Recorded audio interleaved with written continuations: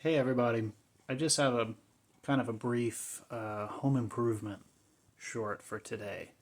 What I'm working on is the kitchen fireplace in my 1771 colonial house. As you can see, the previous brain-dead owners of this home decided to paint the inside of every single fireplace in the house black. There are 5 fireplaces in this house, and they painted the inside of every single one black. But the most egregious by far is the kitchen fireplace, which is what you see immediately walking in the back door. As you can see, I've already started this, but what I'm doing is stripping off this black paint the best that I can down to the original brick color. I'm using a product called Peel Away, and it seems to be working pretty well. It came very highly recommended by several members of a Colonial Home Facebook group. And you can use it on anything. It's not good for just brick. I got the 1-gallon bucket, which was not enough for this fireplace, so I have another one on order. But if you're painting 18th century brick in the year of our Lord 2026, I need you to stop and reassess every single decision in your life that you've made that brought you to this point. So we're undoing the sins of some really, really, truly stupid people. And the way that this works is you scoop it out of that bucket and you slather it across the brick. It says 1/8 of an inch to 1/4 inch thick. And then you cover it with this paper that comes with it. And you should tape up the edges because it's not supposed to dry out. It's supposed to stay, I got a little tear there. It's supposed to stay moist and pliable. And it sits on the brick for 24 to 48 hours. That timeline depends on your application, of course. You can use it on other surfaces as well, so I'm planning to use it on some of the paneled walls in here, which, as you can see, the same absolute numbskulls painted gray. So the instructions suggest that you start with a 1 to 2 square foot section at a time. With the brick, I would go much smaller. I've really just been peeling it a couple rows at a time and working my way down from the top. Because it does dry out fairly quick once it's exposed. And I'm using a several step process here, and I'll show you what I'm doing. Alright, so the first thing, as I peel down a layer, I'm exposing the paste that's underneath. And this stuff will burn your skins. Do as I say, not as I do, and wear gloves. I do, however, have some eye protection, and you'll see why I'm using that in just a minute. So anyways, I peel a little bit down. I've got a plastic scraper. I wouldn't use a metal one because I think it's probably going to gouge into your brick. So a plastic scraper, and scrape off as much of the gunk as you can. And I'm, getting in where the mortar's at, all the edges there. But I'm just going to kind of do this one brick here just as a demo. This stuff really makes a mess, so make sure you put down some plastic or drop cloths or something. I've got a mixture of cardboard, plastic, and towels because I'm using a lot of water. Alright, so I've scraped off with, we're just going to do this brick, scraped off with a plastic knife. Then I have a steel brush, or stainless steel.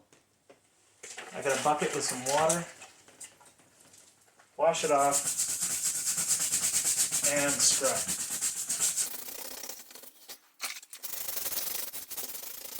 You can use a plastic bristle brush if you're really worried about the surface of your brick, but I figure I can't hurt it. Anything I do here is going to improve, and I've noticed that the steel brush is really not leaving any lines on any of the brick, so it's still fairly hard. Okay, so now I've done with the steel. Now I have the plastic next. This is a nylon bristle brush. Okay, I also have a pump sprayer, a 1-gallon pump sprayer. I started out using a spray bottle, but for this big of an application, it just wasn't doing what I needed it to do. So, shoot it with a little bit of water, and you can already see that looks worlds better than any of that. Okay, so I've done that, but there's still a little paint flecks in there, so I have a fine stainless steel brush. Don't use the coarse. Again, I'd worry about it really digging into your brick. So this is the fine brush. on a cordless drill.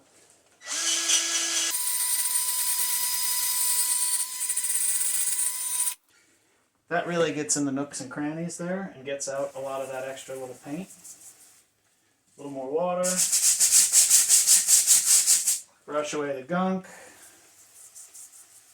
And there we have beautiful 18th century brick. It's a long process. It's going to take me a long time to do this fireplace. It's really, really large. And it's not going to be fun. So if this is a project that you're taking on, intending to tackle, just know it's going to be very, very time consuming. But if you like results like that, it's probably going to be worth it. Ooh, he called the last people brain dead, but he's not using PPE. Shut up, I'm built different. Yeah. It's like cookies and cream. Mmm. Okay, so a problem I'm discovering with this stuff. It gets stuck in the, areas that I can't get to. So maybe a small brush, like a toothbrush or something, would be good for this. But it's also leaving behind some persistent paint that I just can't get in some of those spots. So,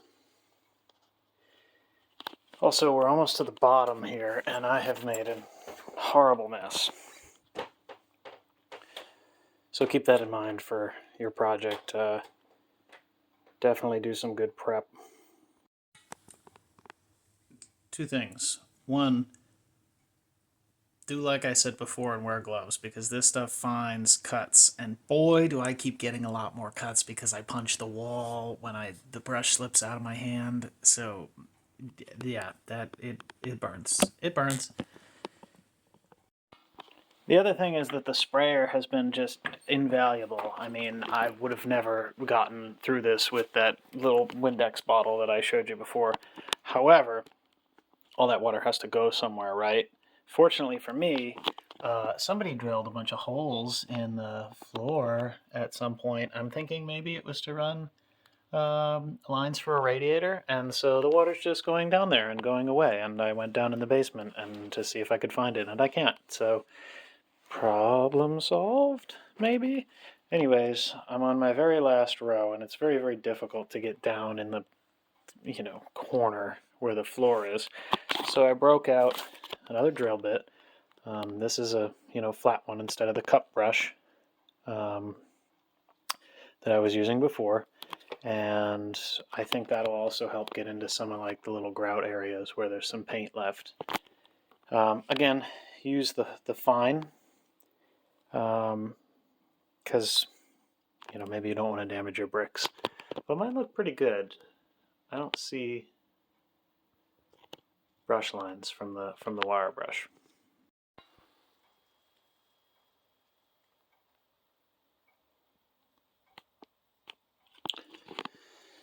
Yeah, I have an enormous mess to clean up.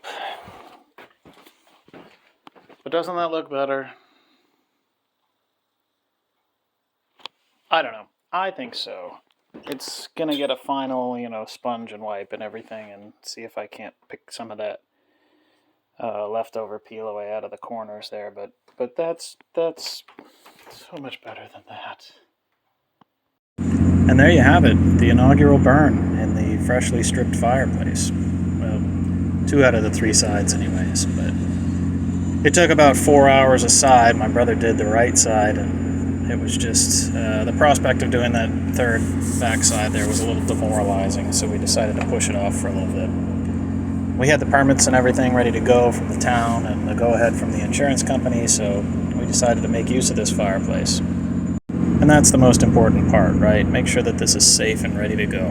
We got all our permitting, we patched up all the little holes with some cement. But I do have to say the peel away did let me down. I just didn't expect it to be so difficult to work with. Everybody online made it sound so easy.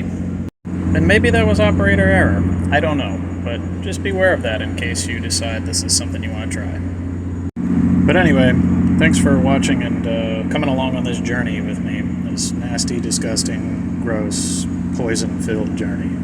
I hope it inspires you to get your 18th century fireplace back online.